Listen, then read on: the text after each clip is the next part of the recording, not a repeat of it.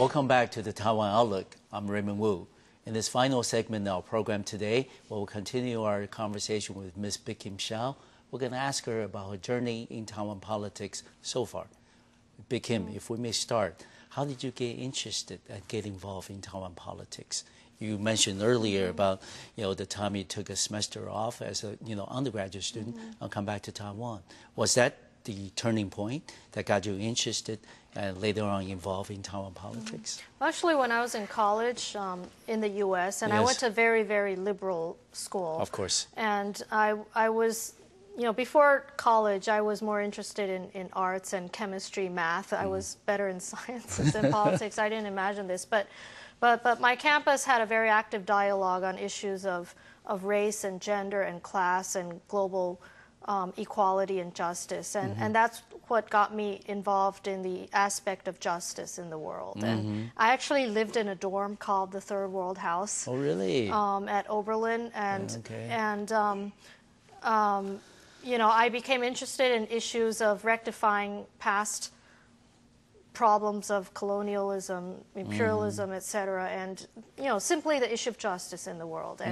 And my college had a very idealistic slogan at the time that recruited us in the admissions handbook. It said, "One person can change the world." And as a young activist, yes, I actually believed that. But of course, as I age and I experience, I've become much more humble, and I know my own limitations in that. But I think for young people, a certain level of naivete is important to garner or passion, the kind of momentum to really move things forward. And this is what I saw actually in the recent U.S. campaign, in the Obama campaign, the young people and their hope for change and the inspiration that's there. I kind of saw a lot of my past in there. But actually getting into politics, into the real world, is very different from having a dialogue on these questions on college campuses in the ivory tower. And politics isn't exactly what one imagines from an academic setting. And there are many dimensions of politics that are not necessarily evil, but they are aspects that we need to deal with. For example, we spend a lot of our physical energy simply attending events, weddings and funerals and activities that may make some constituents happy but do not have a larger meaning for social progress, but they're necessary to build our grassroots base. In politics, you also confront situations which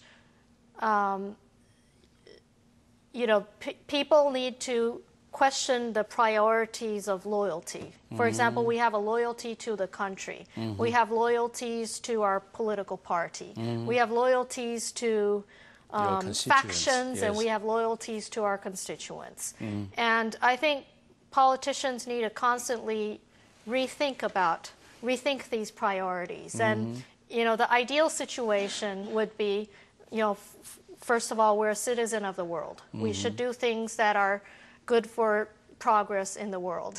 Our loyalty is to the global village. And then the loyalty is to our state. And the loyalty to the party, and then to your faction. But in reality, you realize that very often it's the opposite. That personal interests come before the party, and then before the country, and before the world. And you constantly face these. We're constantly self-questioning ourselves, but we're also confronting other people's choices, and we have to live with those choices sometimes. They're not necessarily choices that make us happy. But I think that's probably the more challenging aspect of being a politician. And as I said earlier in this program, there have been some more painful moments in my own political career. I have, it's not always been a smooth ride. I have had some serious events in my political career and disruptions, but I think these are not necessarily bad for me. And if we can try to maximize the opportunities that arise when when a failure actually occurs. For example, I failed to win the party's nomination to run for another term, but I have won my freedom. I have lost my parliamentary job, but I have gained more time to travel around the world to really gain the broader perspective. To kind of re-energize myself and to gain a broader perspective and to have more profound conversations with people. And in my past travels as global traveler, I attend a lot of international conferences and events. I meet a lot of amazing people, but I see the airport, the hotel, and the conference room. That's it. You don't really get a more profound understanding of the culture, of the people, or the aspirations of other people. And for example, when I was I chaired the Foreign Relations Committee, and I presided over the ratification of free trade agreements with countries like Guatemala, Nicaragua, Honduras, Panama, etc. But do I understand these countries? No. And now I feel I have the time, the opportunity to really understand how our policies affect them, or if they are relevant at all to them. And that if I would ever have a future opportunity to have an input in policy, that I would have a better understanding of the needs of other countries in the world too. And also for my party, I have the opportunity now to have real profound conversations with some amazing people that in my past political life, maybe I could shake hands and listen into a speech and have a short cordial conversation. But now, this the opportunity to get more to know profound, that in-depth conversations, understanding what leadership is about, understanding what values are about, understanding the best practices of other political parties, how other parties succeed, and what mistakes they make, what good policy choices they make, the best practices of politics, of governance. And that's a very important question because I think it requires one set of skills to win an election, but another set of skills to actually govern. And how do people combine and manage these two sets of skills that are needed, that are not necessarily confrontational, but they're very different set of skills? And how do other political leaders deal with these questions of leadership? And this, it's a wonderful opportunity to really broaden my horizons and to think about these questions. And that's why I say the bumpy road is not necessarily a bad thing. And I think it helps to build our tolerance, our endurance, your strength, our strength, our tolerance for different views, and our understanding of what reality is in this world. But I think it's important in the process not to lose perspective, and that's why sometimes taking a step back or falling from the sky, it's not a bad thing. Some people tell me, "Oh, I'm a rising star." I say, "No, I'm a fallen meteor." It's dark. I'm down there. On the grassroots, just a regular person right now.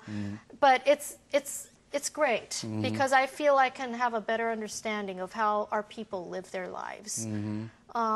What it's like to have a bicycle stolen, what that feels like, and how the crime situation, or how people take the bus to work, how the pollution affects our lives. And, it's wonderful just being a normal person. And I think it helps my understanding, it helps my perspective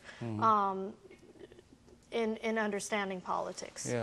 For your years in active politics in Taiwan, we can see that you devoted most of your time and energy onto the public issues, in the public domain. And how about your personal side? We know that you made the transition moving back to Taiwan, and you left your family in New York, and you're still, unmarried. And how is that difficult as being a very successful, career woman in active politics? How is that, personal side? You haven't really had the time to really cultivate, much in your personal life. And how is that difficult in the last few years when you were so involved in active politics? Well, I guess that's one of the downside of politics, that you become a public figure and everything you do is in the public. And, it's exposed. And so essentially you don't have a private life. No. And of course you're so busy that even if you wanted a private life, you wouldn't have the time to do that. So sometimes, as I look back now at my, since being a college student to now, that's what, like 18 years ago when I first developed my interest in politics. I sometimes feel that I kind of jumped from being an idealistic college student to suddenly going into middle age or even veteran. Old age. No, but you're far from it. You know, kind of like losing, you know, an important phase of life. But I think but still, I don't regret having involved myself in politics, you know, despite the downside of it. And you know, now I have the time to do a lot of things that I never... Surfing? Surfing, yes. You know, it's a new hobby I've developed. And biking, surfing, jogging, running, seeing the world, traveling, looking at the sunset in all the cities I go to. I envy you, yes. It's a good life, but I know it won't last long. Eventually I'll need to get a job that pays me. But it's good to have a break from politics. Yes. I think the viewers, just like myself, you know, from today's program and from our conversation with Ms. Bi-khim Hsiao, understand that Bi-khim is a very serious and committed woman to her causes, to her work, and also we're looking forward to the time that Bi-khim will come back into the public domain. I think your presence and contribution will really enhance the quality of politics, of public policy making in Taiwan in the years to come. Thank you very much, Bi-khim, for being our guest. Thank you. It was a pleasure. Yes. Well, thank you for watching. I'll see you next time on Macroview Television.